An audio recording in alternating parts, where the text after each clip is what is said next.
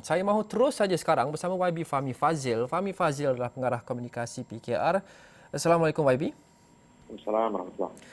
YB, pada kiraan saya 16 ahli parlimen keluar PKR sejak tahun lepas. Ini belum bukan ahli parlimen ataupun ADUN dan juga ADUN 16, belum lagi mengira ahli di peringkat lebih rendah yang bukan ahli parlimen, dan katanya mungkin ada yang lagi yang akan melakukan perkara yang sama.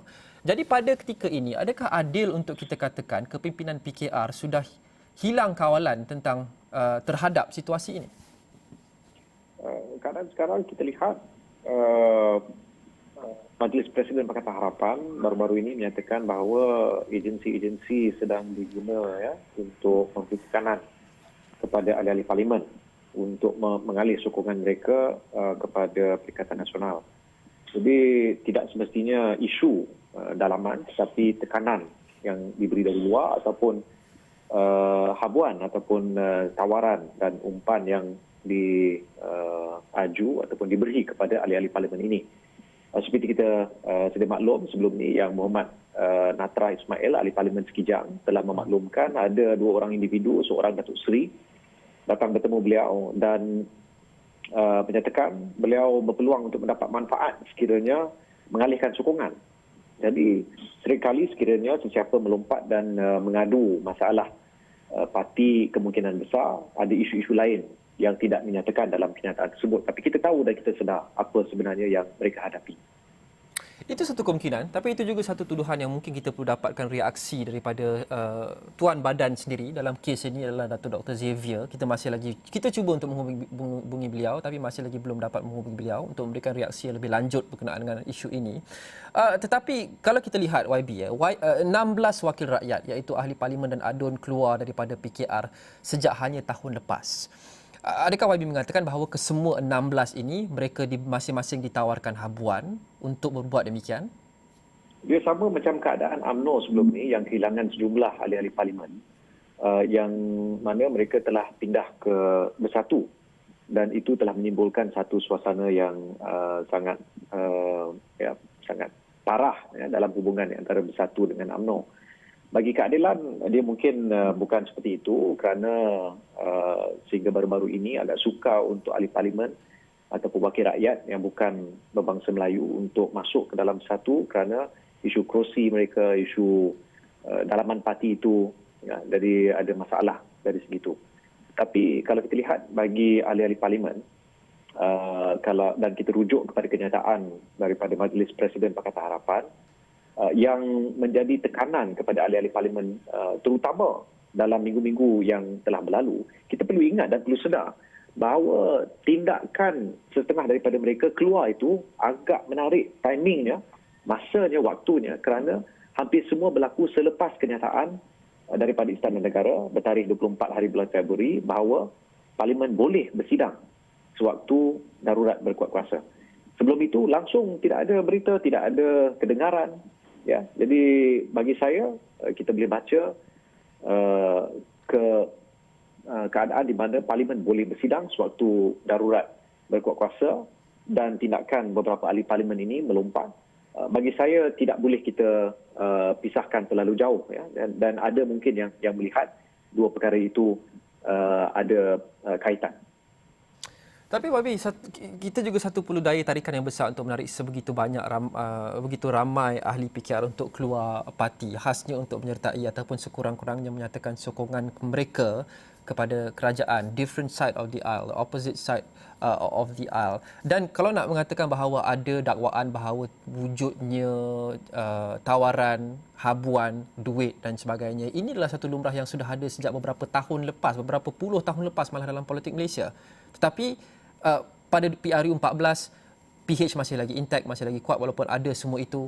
Tetapi mengapa sekarang, kalau betul apa yang YB cakap, ahli-ahli Parlimen Pakatan Harapan semakin terdedah, semakin vulnerable kepada semua tawaran-tawaran ini? Adakah ada juga faktor lain yang mendorong mereka? Mungkin ketidakpuashatian terhadap kepimpinan? Tak, saya rasa seperti yang saya sebutkan tadi, bila kenyataan daripada Istana Negara, titah nasihat yang di Pertuan Agong bahawa Parlimen boleh bersidang sewaktu darurat berkuat kuasa. Selepas itu kita lihat berlaku siri lompatan, lompat kata boleh kata ahli-ahli parlimen Dan sebelum itu tidak berlaku langsung. Ya. Tidak ada ura-ura, tidak ada angin. Ya. Dan ya, bagi saya tidak boleh kita sangkal sekiranya wujud pandangan seperti itu di kalangan khalayak bahawa dua perkara itu berkait. Dan kita lihat sebelum ni pihak UMNO pula, ahli-ahli parlimen mereka telah menyatakan mereka akan tarik sokongan. Malah kita percaya ya, mungkin bila tiba Perhimpunan Agung UMNO nanti pada 27 dan 28 hari bulan Mac, apakah yang akan berlaku dalam hubungan di antara UMNO dan Bersatu, itu kita nantikan. Tapi semuanya berlaku dalam kerangka yang saya sebutkan tadi itu, parlimen boleh bersidang sewaktu darurat berkuat kuasa, maka persoalan tentang majoriti yang diperolehi ataupun ada sokongan terhadap Perdana Menteri itu menjadi tanda tanya yang besar. Tapi jika ahli-ahli Parlimen Pakatan Harapan ataupun bekas ahli-ahli Parlimen Pakatan Harapan seperti Datuk Dr. Xavier sebelum ini yakin, dan semua ahli Parlimen Pakatan Harapan yakin mereka mempunyai bilangan yang cukup dalam Dewan Rakyat untuk menunjukkan bahawa kononnya tidak ada kepercayaan terhadap kerajaan sekarang, mengapa mereka mahu lompat sekarang sebelum Parlimen bersidang? Ya, kita tak tentu bila Parlimen akan bersidang. Malah kita dengar Menteri di Jabatan Perdana Menteri, Datuk Seri Taqiyuddin, mengatakan mungkin tak bersidang sehingga bulan Ogos. Jadi bagi mungkin setengah daripada mereka untuk tunggu sampai bulan Ogos, apa-apa boleh berlaku. Memandangkan tekanan yang diberi melalui agensi-agensi dan juga tekanan politik, maka mungkin sukar untuk mereka bertahan. Bagi yang lain, saya rasa iman kuat, teguh dan akan kekal bersama keadilan, insya-Allah. Itu mungkin poin saya, YB, kerana Datuk Dr. Xavier sebagai contoh sudah berada dengan PKR, dengan keadilan sejak tahun 1998, sudah lebih 20 tahun. Sudah tentu pelbagai dugaan dihadapi sepanjang 20 tahun lebih yang lepas, dan sebilangan besar tempoh itu bukan berada dalam kerajaan, sudah tentu melalui pelbagai dugaan selaku pembangkang, pelbagai penindasan dan sebagainya katanya, dan hanya berada dalam kerajaan bermula tahun 2018 untuk 22 bulan. Tetapi walaupun untuk Datuk Dr. Xavier yang sudah pun 20 tahun lebih melalui perik jerih berada dalam pembangkang tapi masih lagi kekal sama PKR, akhirnya hari ini beliau keluar. Sudah tentu situasi hari ini jauh lebih serius kepada beliau berbanding apa-apa yang sudah dilalui sejak 20 tahun lebih yang lepas. Itu kena tanya dengan Tuan Badan. Tuan punya dengan beliau sendiri. Tapi setahu saya sangat sedih. Beliau kenalan yang baik, banyak bersama saya di Parlimen. Semestinya ini satu keputusan yang sangat berat yang terpaksa beliau lakukan. Dan mungkin cabaran dugaan kali ini berbeza dengan cabaran dan dugaan yang dihadapi sebelum-sebelum ini. Mungkin dia lebih besar berbanding dengan dulu kerana mungkin keadaannya sangat berbeza. Saya simpati, tapi saya sedih dan kesal beliau telah membuat keputusan ini. Akhirnya mungkin kita kena baca memoir beliau ataupun bertanya sendiri dengan beliau kenapa. Sebab setahu saya dalam semua mesyuarat, dalam semua pertemuan, dalam semua perbincangan tidak pernah dibangkitkan isu rasa tidak puas hati terhadap pimpinan seperti yang didakwa. Jadi ia serupa dengan tindakan ahli-ahli parlimen sebelum ini kerana banyak ramai kepimpinan parti berbeza dalam Pakatan Harapan mengatakan mereka tidak menyangka, tidak ada sebarang tanda-tanda, si Tuan Badan tidak pernah bercakap mahu keluar parti dan sebagainya. Dan berkait dengan itu dijangka lebih ramai akan berbuat perkara yang sama yang mungkin masih lagi belum diketahui sekarang. Tan Sri Anwar Musa mendakwa ada 7-8 orang bercakap dengan beliau mahu keluar daripada PKR atau Pakatan Harapan. Datuk Seri Faizal Azumu mengatakan benda yang sama, dan saya pasti YB sudah melihat tweet, kalau kita boleh kongsi dengan penonton kita di sini, oleh Datuk Seri Azmin Ali yang mengatakan bahawa yang menulis 1+1+1 kekal tenang, something like that. Alhamdulillah kekal tenang. Adakah PKR menjangkakan ataupun PH sekurang-kurangnya menjangkakan akan ada lebih banyak lompatan parti dalam minggu-minggu akan datang? Saya percaya mereka akan terus mencuba.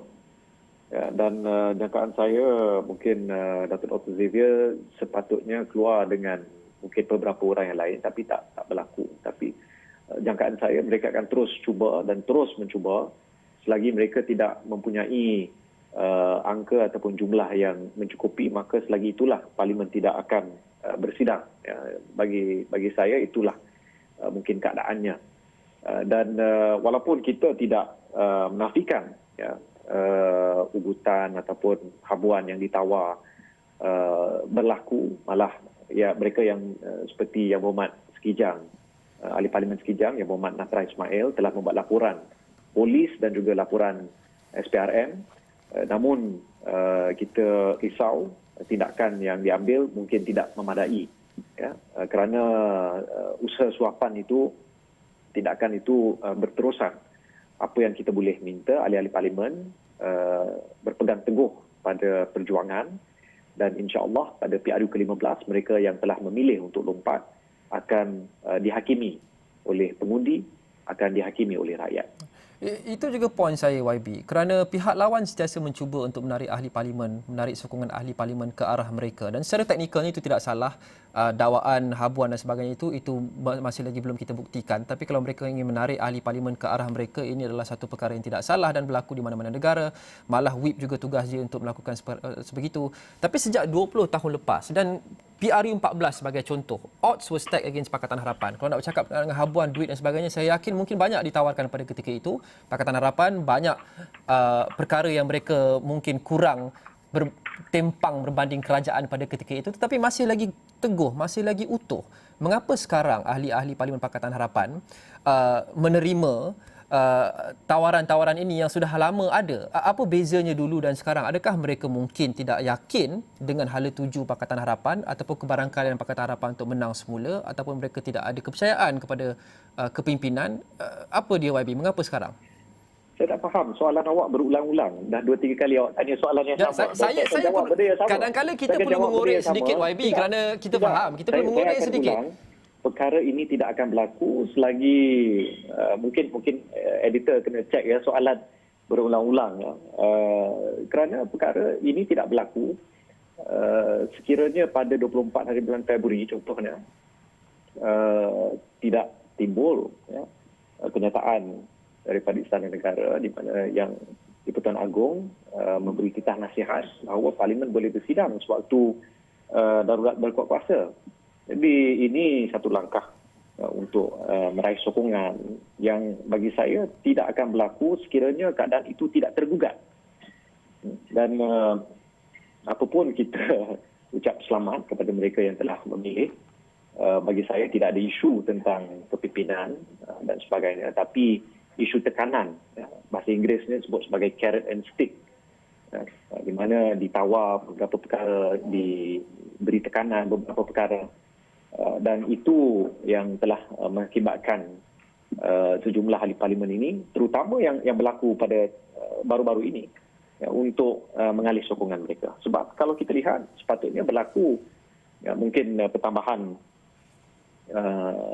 sokongan mungkin pada sidang parlimen yang lalu, tapi bagi saya keadaan ini lebih lagi menjadi serius bila UMNO telah membuat keputusan untuk tidak bekerjasama dengan Bersatu dan Perikatan dalam PRU ke-14, malah timbul persoalan tentang sokongan di kalangan ahli-ahli parlimen UMNO terhadap kerajaan. Okey, YB, dengan sebenarnya yang kita ada, kita beralih ke topik yang baru, dan ini saya sudah pun cek. Kita beralih kepada kerusi di parlimen sekarang. Saya tahu darurat tidak ada parlimen dan sebagainya, tetapi the numbers are what they are. Selepas pengunduran Datuk Dr. Xavier keluar daripada PKR ada saya kira 35 ahli parlimen dan parti-parti sekutu tradisional seperti DAP. DAP ada 42 kerusi, Amanah ada 11 kerusi, Warisan ada 8 kerusi, dan Parti Pejuang ada 4 kerusi kalau kita mengandaikan Pejuang adalah friendly kepada Pakatan Harapan. Jumlahnya adalah 100 kerusi. Jauh untuk mencapai majoriti mudah dalam parlimen. Adakah bersedia Pakatan Harapan dengan figure yang sebegini untuk menghadapi PRU 15 yang mungkin tak lama lagi akan datang? Ya, insya-Allah kami bersiap sedia untuk menghadapi PRU ke-15 dan jangkaan saya sekiranya ada apa-apa persiapan untuk parlimen, maka saya tidak akan sebut di sini dan kita nantikan bila tiba masanya kita akan lakukan apa yang perlu dilakukan. Dan yang utama pada waktu ini adalah bersiap sedia untuk PRU ke-15 terus mendampingi rakyat, menjadi suara kepada rakyat dalam isu RM10,000 compound yang dikenakan, ya, dan keadaan antara dua darjat, ya, yang mana menteri lain, marhain lain, ya. Jadi ini yang rakyat lihat perlu diperjuangkan, dan insya-Allah kita akan terus menjadi suara kepada rakyat, mengangkat iltizam mereka, memenuhi aspirasi mereka, dan insya-Allah kita akan berusaha untuk kembali ke Putrajaya mungkin dalam masa yang akan datang, insya-Allah. Bagaimana PKR dan Pakatan Harapan ingin membina semula kekuatan YB menuju ke PRU15, sekurang-kurangnya 10 kerusi mereka perlu ambil semula kalau mengikut jumlah ini. Bagaimana ingin rebuild and stronger than before? Ya, kalau kita lihat kerusi-kerusi seperti Tebrau, Kuala Langat, bagi saya suka untuk calon-calon seperti Steven Chong ataupun Xavier untuk kembali bertanding di situ. Dan setengah-setengah kerusi itu memang suka. Bagi saya, kalau kita lihat kepada kaji selidik Sinchu dan Sinar Harian baru-baru ini meletakkan Parti Keadilan Rakyat sebagai mempunyai sokongan yang agak kuat berbanding dengan parti-parti yang lain. Ampang dan Gombak YB, PKR yakin? Ya, insya-Allah. Kalau kita ada calon yang besar, yang hebat, dan bagi saya mungkin rakyat, warga dan pengundi di Gombak dan Ampang, mungkin mereka tidak begitu gembira dengan tindakan melompat keluar parti, khianat. Terutama bila kita lihat keadilan telah bertanding dan menang di kerusi-kerusi ini sekian lama. Jadi DNA keadilan ada di kerusi-kerusi ini dan kita akan berusaha untuk kembali dan memenangi kerusi-kerusi ini, insya-Allah.